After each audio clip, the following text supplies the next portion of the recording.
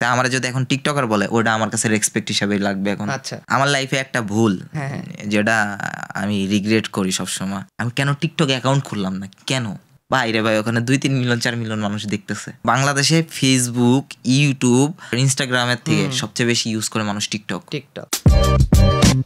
আপনি যদি জীবনে কন্টেন্ট ক্রিয়েটর না হতেন, হ্যাঁ, তাহলে কি হতেন? আমি এখন ভাবতেছি হয়তো গ্রাফিক ডিজাইনিং নিয়ে পড়াশোনা করব না, সাবজেক্ট চেঞ্জ করব। আর পড়াশোনা যদি কন্টিনিউ করি তাহলে এই দেশে না, দেশের বাইরে। আমার লাইফে একটা ভুল যেটা আমি রিগ্রেট করি সবসময়, আমি কেন টিকটক বানাইলাম না এই 7-8টা বছরে, আমি কেন টিকটক অ্যাকাউন্ট খুললাম না, কেন?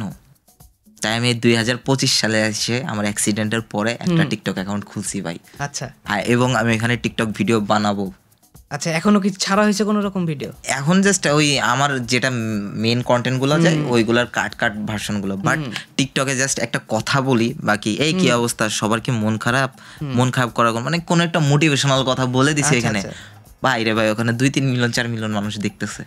এবং বাংলাদেশে ফেসবুক, ইউটিউব আর ইনস্টাগ্রামের থেকে সবচেয়ে বেশি ইউজ করে মানুষ টিকটক। আর আমি এই প্ল্যাটফর্মটারে মানে অ্যাভয়েড করলাম কেমনে, আমার এখন খারাপ লাগে ভাই। আপনি এখন আর কি ফিল করছেন যে টিকটকের রিচটা বেশি আর কি, ওখানে টিকটক করা উচিত ছিল? আমার বন্ধু জয় আমারে শিখাই মাঝে মাঝে যে আই টিকটক বানাই একসাথে। ওকে, অনেকগুলো ভাই ব্রাদার আছে যারা টিকটক বানায় এবং টিকটকে অনেক বেশি পপুলার। এটা কখনো ভাবেন না যে টিকটকার তকমাটা আপনার শরীরে নাই? এখন লাগলেও কিছু না ভাই। এখন মানুষজন যারা দেখা হয় তারা বলে ভাই আপনি কন্টেন্ট ক্রিয়েটর না, ফেসবুকে ভিডিও বানান না, এটাও হয়ে গেছে। এখন টিকটকার বললেও কিছু না, না বললেও কিছু না।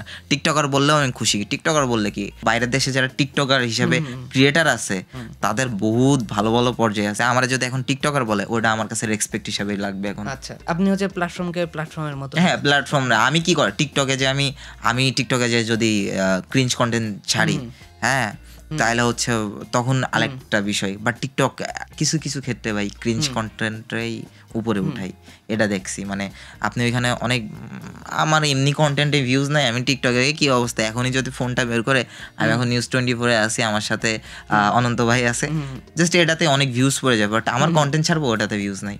মানে টিকটকে আসলে কন্টেন্টের থেকে ধরেন নাচ গান, লিপসিং, তারপরে হচ্ছে এই ভয়েস দিয়ে কোনো একটা কথা বলে ফেললাম, হ্যাঁ, তো এইগুলো আসলে টিকটকে অনেক বেশি চলে। সব থেকে পছন্দের কে, যে আপনাকে অনুপ্রেরণা যোগায় বা আপনি ফলো করেন? আমি যদি কারোর মতো হইতে চাই তাহলে আমি রিফাত ভাইয়ের মতো হইতে চাই, ঠিক আছে।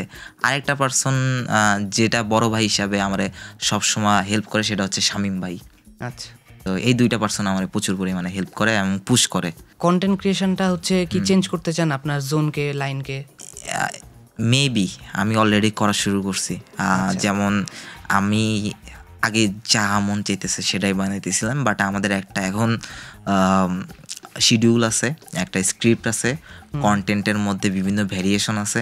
যেমন আমরা বর্তমানে কাজ করতেছে নস্টালজিক যে কন্টেন্টগুলো আছে, চাইল্ডহুড, ছোটবেলায় যেমন ক্রিকেট খেলা, এলন্টি বেলন্টি, তারপরে পলান্টুক গেছে আমাদের লাস্ট, তারপরে হচ্ছে নেক্সট আরও কয়েকটা কন্টেন্ট আছে যেগুলো না বলি, বাট এরকম ছোটবেলার যে জিনিসগুলো যেগুলো আমাদের জেনারেশন, মানে ভাই আপনার জেনারেশন বা আমার জেনারেশন কিন্তু সেম, আমরা যে জিনিসগুলো দেখছি তারা কিন্তু এই বর্তমান জেনারেশনকে দেখানোর জন্য আপনি রিক্রিয়েট করতেছি। আর এই ভিডিওগুলো বানানো এখনকার জন্য না, আগামী 10-15 বছরে পরে যায় যখন আমি দেখবো যে আমাদের সময়টা এরকম ছিল, তো তখন আমি একটু মানে ফিল করবো যে, বা যারা নতুন জেনারেশন তারা ফিল করবে যে এরকম ছিল, যেমন আমরা যেরকম ফিল করি আমাদের আব্বুদের জেনারেশন এরকম ছিল, এই খেলাগুলো ছিল, এইগুলো হইতো।